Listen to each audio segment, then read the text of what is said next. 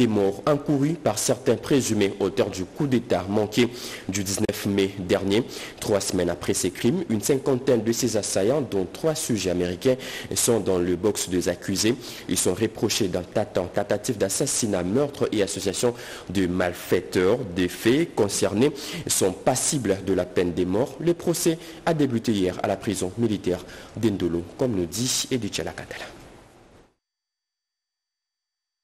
À cette première audience, il a été question de l'identification des prévenus au procès opposant le ministère public aux 53 prévenus.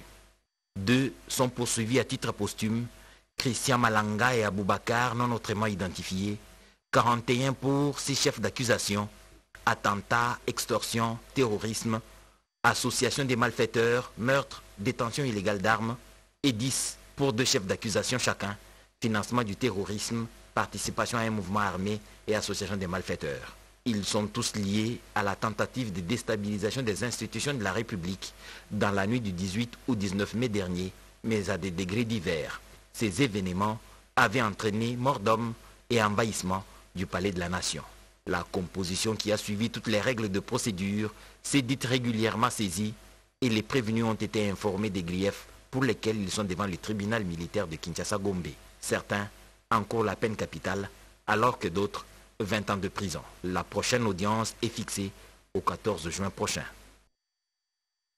Justice toujours, le pasteur Kassambaka reste en prison. Cet homme d'église vient d'être condamné à 11 ans de servitude pénale et d'une amende de 2 millions de francs congolais pour viol sur mineur, mariage forcé et atteinte aux bonnes mœurs. Comme lui, Serge Mabiala, le père biologique de l'enfant mineur, vient aussi d'être condamné. Le tribunal des grandes instances de la Gombe a rendu hier son verdict, signalant que le ministère public avait requis 20 ans de prison et aussi la fermeture de son église primitive sur toute l'étendue de la RDC. On y revient en détail dans nos prochaines éditions. Des anciens députés de la législature passée réclament l'air dû. Ils veulent récupérer leurs frais de titre de voyage, toucher leur rémunération et aussi renouveler leur passeport diplomatique. Ces députés honoraires viennent de déposer leur doléance auprès de Vital Kamere, président de la Chambre basse du Parlement. Dans ces documents, ils plaident également pour leur prise en charge pour des soins médicaux. Plus de précision avec Anim Balaka.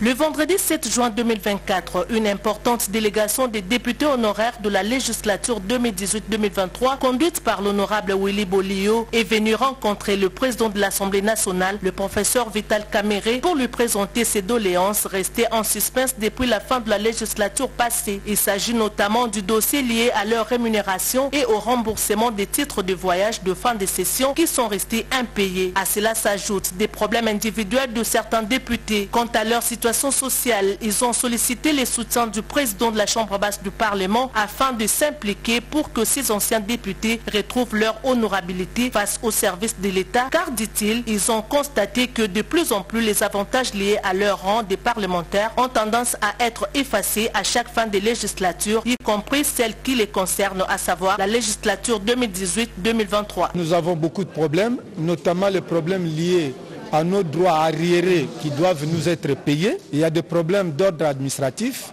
liés à nos passeports diplomatiques qui sont expirés. Il y a des problèmes liés aux autorisations de sortie. Lorsque nous devons nous déplacer avec des passeports diplomatiques, il faut nécessairement avoir des autorisations de sortie. Et tous ces genres de problèmes avec les problèmes des soins médicaux, des prises en charge. Et donc, tous les problèmes sont consignés dans notre mémorandum et nous les avons transmis au président de l'Assemblée nationale. Par ailleurs, ils ont sollicité que le président Vital Kamere intervienne pour que, parmi eux, ceux qui sont éligibles à la prise en charge de la sécurité sociale des parlementaires puissent jouir de leurs droits. Le président Vital Kamere a été réceptif à 100% à toutes leurs revendications et a instruit la questure de se pencher minutieusement sur ces questions afin de remettre les honorables députés honoraires dans leurs droits. À quelques jours de la présentation à l'Assemblée nationale du programme du gouvernement par la première ministre veut s'assurer que les priorités de toutes les provinces sont reprises dans son programme d'action. Judith Souminoa a réuni hier tout le président des caucus de l'Assemblée nationale pour les écouter et s'y rassurer. Françoise Bouelabouaki et Pompoumba nous en disent long. Pendant plus de 3 heures, les présidents de caucus des députés nationaux des 26 provinces de la RDC ont échangé avec la chef de l'exécutif national, Judith Suminwa.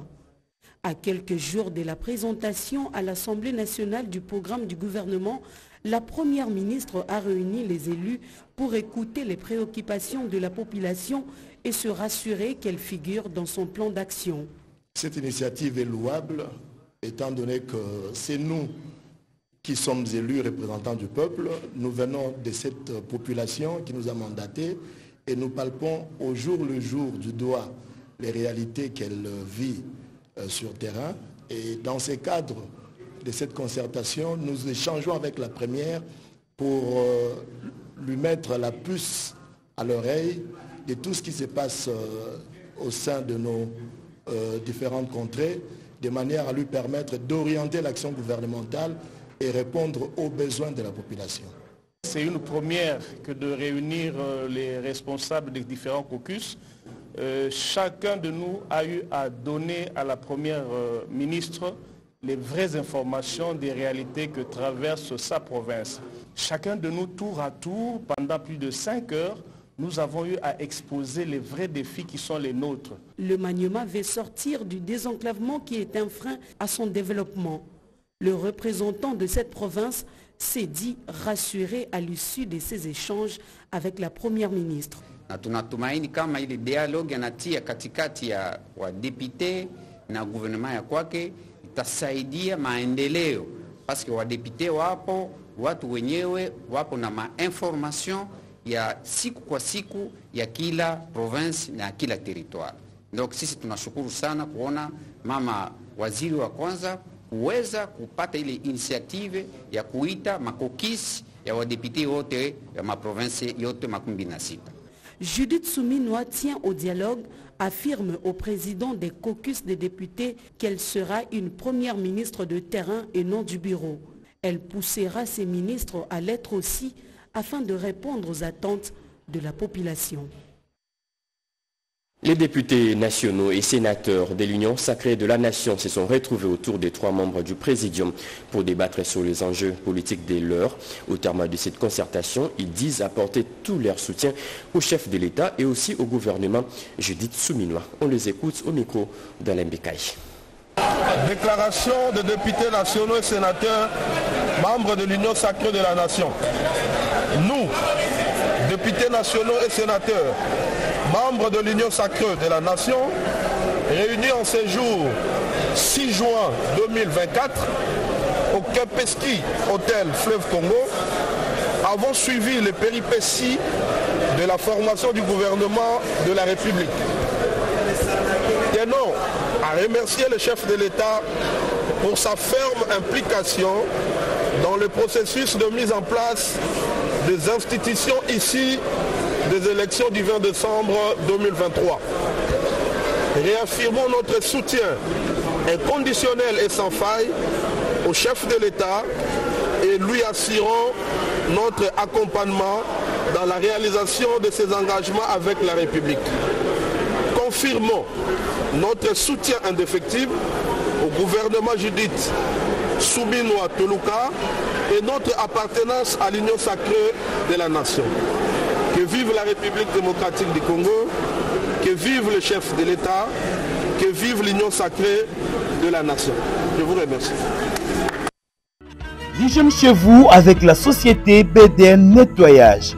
Pour tous vos travaux de nettoyage, immeubles, appartements, bâtiments, bureaux et autres, un service de qualité par des professionnels avec des matériaux aux normes internationales.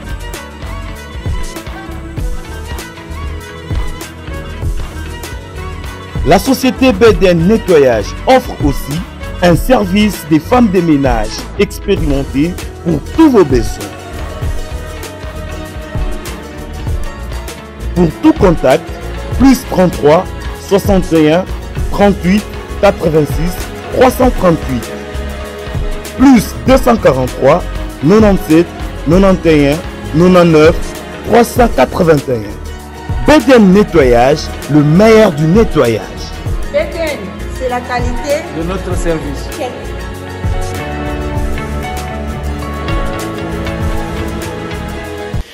Autre titre annoncé l'ouverture de ce journal, la ville de Lubumbashi dans le Haut-Katanga se débarrasse petit à petit de ses inciviques ou Kuluna.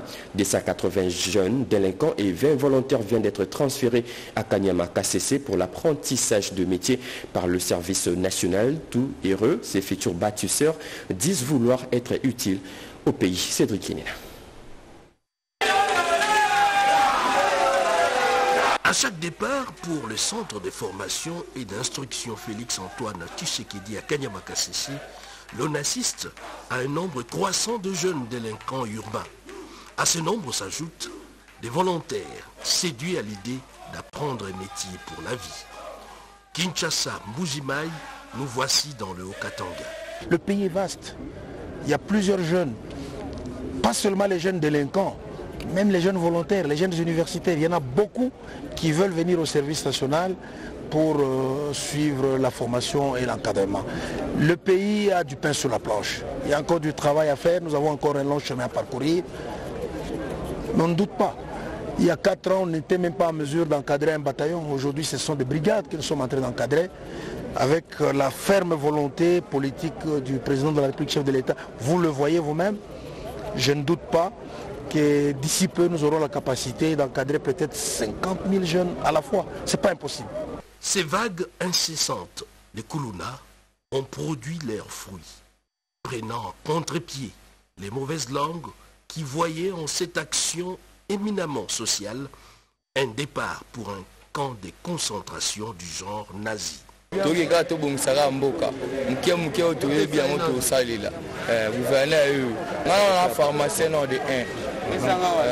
Licencié. Biso ba jeune tolingi tokende tobomisa mboka totonga tobomisa banzela banini nyonso kosengela kosala tosala toza ba volontaire. Bâtisseurs, ils les deviennent de leur retour du centre de Kanyama KCC. Une immersion totale dans un monde où les difficultés de la vie se résout par la formation et non la violence urbaine. Projet d'infrastructure routière du corridor Zongo-Akula. Le gouvernement congolais vient d'en signer la lettre d'intention pour d'éventuelles études et de financement. La cérémonie s'est déroulée aux installations de la Fédération des entreprises du Congo. Plus de précisions avec Cédric Kenina et Eurydice Kitutu. C'est la résultante du vaste programme de financement des corridors pour faciliter les échanges entre États d'une même sous-région. Global Gateway, initiative de l'Union européenne, est traduit ici en acte à travers la signature de la lettre d'intention dans le cadre des financements des études sur les corridors Zongo-Akula. Un projet inscrit dans le plan quinquennal du gouvernement de la République et qui vient oxygéner une coopération déjà renforcée entre la RDC et l'Union européenne à travers l'Agence française de développement. C'est ici la preuve de la bonne coopération qui existe entre notre gouvernement et les autres partenaires au développement que sont l'AFD, mais également avec l'Union européenne qui nous accompagne dans le cadre de ce programme, mais aussi, il faut le saluer, la présence de l'AFEC. Nous avons tenu à ce que nous fassions cette manifestation ici parce que nous voulons voir une plus grande implication des entreprises congolaises qui ont des compétences dans ce domaine. La Fédération des entreprises du Congo s'est jointe pour apporter la contribution des entreprises congolaises à la réussite de ces projets intégrateurs.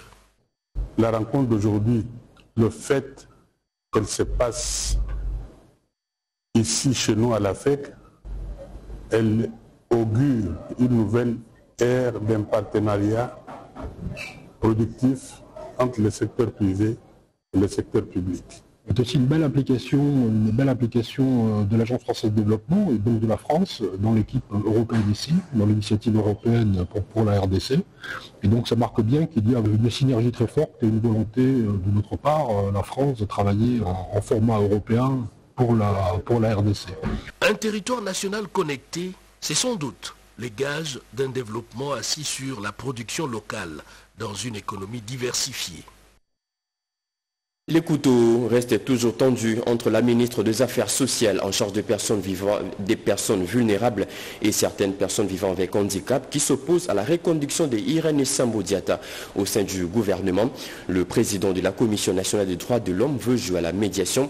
Paul Sampou a discuté tour à tour avec les deux parties en conflit pour désamorcer la tension. On l'écoute au micro de Betty Manikunda. Lorsque il y a eu tension le 1er juin, un samedi, qui avait bloqué complètement la circulation et qui a failli tourner mal. C'est en ce moment-là que j'ai pris mes responsabilités en tant que président de la CNDH pour calmer les manifestants.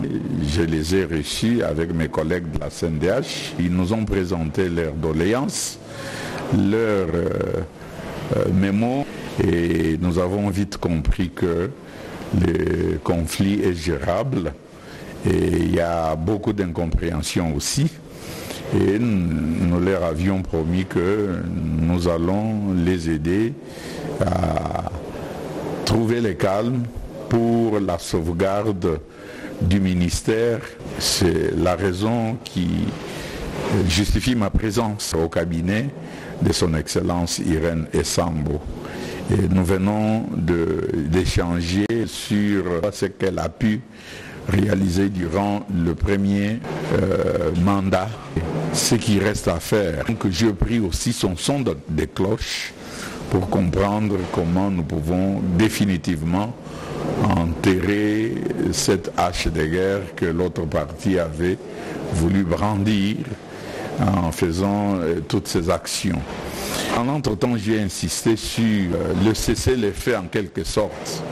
Pas de manifestations jusqu'au moment où les partis vont se mettre ensemble pour continuer dans la paix. Les développements du secteur des télécommunications et numériques en RDC, il en a été question au cours des entretiens que le ministre de Pétentique, Augustin Kibasa Maliba, a eu tour à tour avec l'ambassadeur de Chine en RDC et les directeurs des affaires RTL Afrique. Tudjon Dibou pour les commentaires. Il était question avec l'ambassadeur de Chine en RDC, Zhao Bin, reçu en premier par le ministre des Télécommunications et du Numérique, Augustin Kibasa Maliba, de discuter autour de la coopération entre la Chine et la République démocratique du Congo dans le domaine de télécommunications au moment où le Congo va bientôt entrer dans une nouvelle phase de développement. Des nouveaux projets de construction des infrastructures dans ce domaine pour rendre la production, la vie, les services du pays plus intelligents grâce au développement bien sûr de l'industrie des technologies numériques. Dadi Moukadi, directeur des affaires réglementaires de RTL Afrique, lui aussi est venu présenter ses civilités au patron des Pétentique et numérique et se dit satisfait de la jonction Pétentique et numérique par le chef de l'État, Félix Antoine Tshisekedi Tshilombo. Lié directement au numérique, c'est un développement important qui rentre dans le cadre de l'alignement de tout ce qui se passe globalement. Donc la RDC est sur une très bonne voie et je profite de cette occasion justement pour remercier le chef de l'État pour sa vision de mettre le numérique parmi les priorités de l'État et ça s'est traduit justement par la jonction du Pétentique et du numérique. La reconduction de Augustin Kibasa Maliba au gouvernement sominois et surtout au Pétentique et numérique permet davantage la poursuite et la matérialisation des projets entre les partenaires et l'État congolais dans le domaine des télécoms et du numérique. Des efforts qui viennent d'être couronnés. Le directeur général de l'INPP vient de recevoir un nouveau prix à Accra, au Ghana. C'est le prix APSO Awards 2024. Une mérite pour sa contribution en Afrique et en RDC en matière de formation professionnelle. Encore une fois de plus, du Djondibou pour le détail. Pour avoir fait ses preuves dans la bonne gestion et la bonne gouvernance et grâce à son management éclairé au sein de l'Institut national pour la préparation professionnelle INPP, son directeur général Godefroy Stanislas Chimonga vient de recevoir le prix de l'excellence de la 3e édition de African Public Optimum Award Ghana 2024 lors d'un bref forum organisé du 4 au 6 juin 2024 à l'hôtel La Palme Royal Beach à Accra au Ghana. Placé sous le thème « Transformer l'Afrique par le professionnalisme et l'excellence dans le service public ». Sentiment de joie, sentiment de gratitude à tout le personnel de l'INPP qui nous a accueillis lorsque nous avons été chargés par le gouvernement et par le chef de l'État qui a pensé que nous pouvions apporter notre petite pierre à l'amélioration et au développement de l'objet social du NPP qui est la formation professionnelle, la formation en carrière et la formation qualifiante. Un autre temps fort, il s'agit de la remise de prix aux personnalités présélectionnées avec tapis rouge. Parmi les responsables gouvernementaux, les fonctionnaires, les institutions publiques et les décideurs politiques. Relance de l'Amiba, la minière de Bakwanga vient de conclure un nouvel accord avec une firme de Botswana. Le responsable de ces deux entreprises se sont concertés à Kinshasa, comme nous dit Benet Mogogo. C'est parti pour un partenariat gagnant-gagnant entre la minière de Bakwanga et la société botswanaise Mining Service Group. Il s'agit d'un protocole d'entente qui vient d'être signé entre les deux firmes pour tabler sur la modernisation du travail. Selon les normes standards internationales, la société Mining Service Group propose à l'Amiba des nouvelles options basées sur l'expérience dans le secteur de diamants au Botswana. Notre modèle de travail que nous allons mettre en place, l'expérience de Botswana et les savoirs de la RDC. L'objectif est de prouver la valeur réelle des diamants congolais, donner une image de la RDC comme un grand pays producteur de diamants. Le président du conseil d'administration de l'Amiba, Jean-Charles Okoto, se réjouit du dit partenariat profitable pour la République démocratique du Congo, notamment avec la certification des ressources minières en diamants, des polygones et de ses environs. Et comme maintenant nous sommes en pleine mutation entre la Livionnaire et le Kimberlite, nous nous sommes dit qu'il était intéressant pour que nous puissions collaborer avec nos amis de Botswana. Aujourd'hui là, c'était pour le démarrage d'une grande structure qu'ils veulent mettre en place, notamment sur la commercialisation. L'Amiba, depuis qu'il a été créé, vend très mal son produit. Aujourd'hui, avec l'expérience de nos amis de Botswana, on vendra mieux et avoir même la valeur ajoutée de nos diamants. Avec le président Fachi et nos amis de Botswana, on sera mieux sécurisé afin de trouver la vraie valeur de la pierre de l'Amiba. La concrétisation de cette collaboration entre l'Amiba et la société Mining Service Group est l'une des retombées du dernier voyage du chef de l'État, Félix-Antoine Tshisekedi, au Botswana. La Direction générale des impôts, DGI, devient désormais le 44e membre du Forum de l'administration fiscale africaine. C'est l'une des retombées d'un atelier de 3 jours qui s'est tenu à Kinshasa, capitale congolaise, comme nous disent Yolande Voka et José Dimonekene dans ce reportage. Les efforts de la Direction générale des impôts sont aujourd'hui couronnés. La DGI fait partie intégrante de la TAF, Forum sur l'administration fiscale africaine, une organisation qui s'est fixée comme mission de doter les pays membres d'administration fiscale capables de mobiliser les ressources nécessaires à la réalisation de leurs objectifs et parvenir à un développement durable. Le représentant du secrétaire exécutif de la TAF s'est réjoui de l'adhésion de la DGI à cette organisation.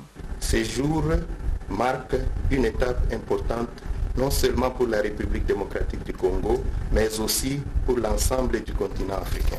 Alors que nous continuons à renforcer nos efforts collectifs en faveur d'administration fiscale robuste et efficace, la mission de la République démocratique du Congo au sein de notre estimée organisation témoigne de l'engagement de votre pays à renforcer la mobilisation des ressources intérieures et à assurer au développement durable.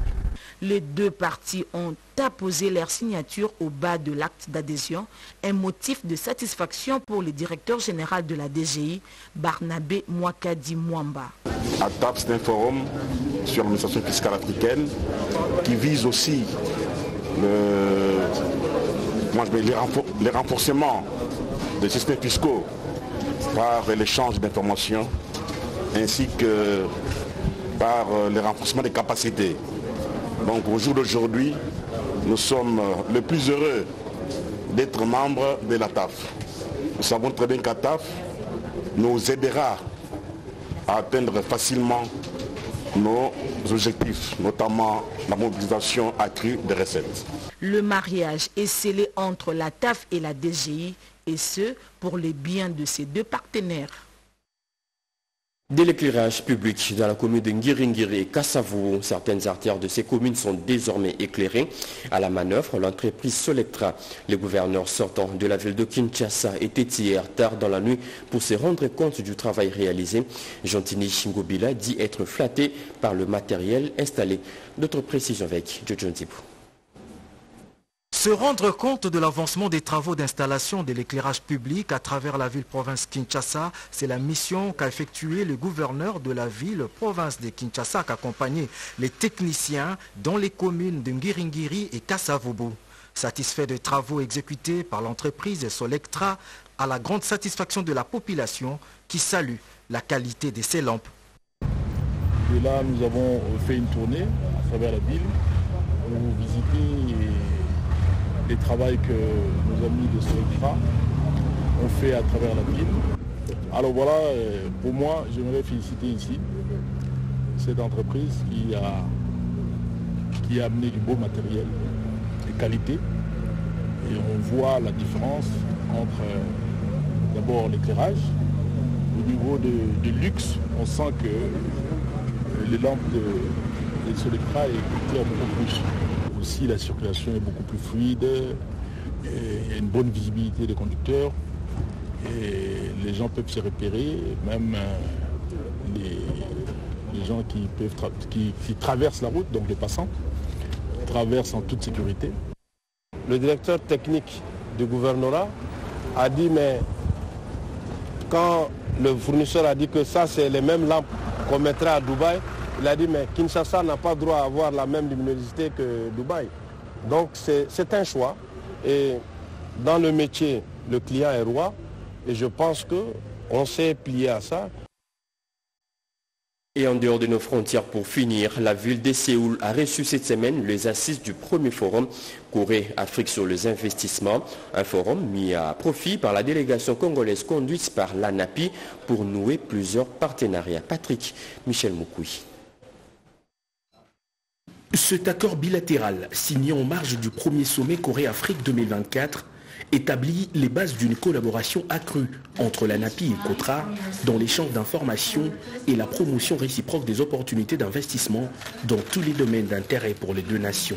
Les interactions permettront également aux entreprises coréennes de soutenir le programme de diversification économique de la RDC grâce au développement des compétences et le transfert de technologies. Signé par M. Anthony Kinzo Kamole, directeur général de l'ANAPI pour la partie congolaise, et de M. Yong Yeol-yu, président de l'agence coréenne de promotion des investissements commerciaux, en présence du ministre coréen du Commerce, de l'Industrie et de l'Énergie, ce protocole d'accord ambitionne de promouvoir les relations économiques en favorisant les investissements, les échanges commerciaux et le transfert de savoir-faire entre la RDC et la Corée du Sud. Dans les entrefaites du sommet Corée-Afrique, le directeur général de l'ANAPI, accompagné de l'ambassadeur de la RDC en Corée du Sud et de M. Stéphane Veringa, membre du conseil d'administration de l'ANAPI, a eu une importante séance de travail avec le vice-président en charge du développement stratégique et de partenariat de l'agence coréenne de coopération internationale.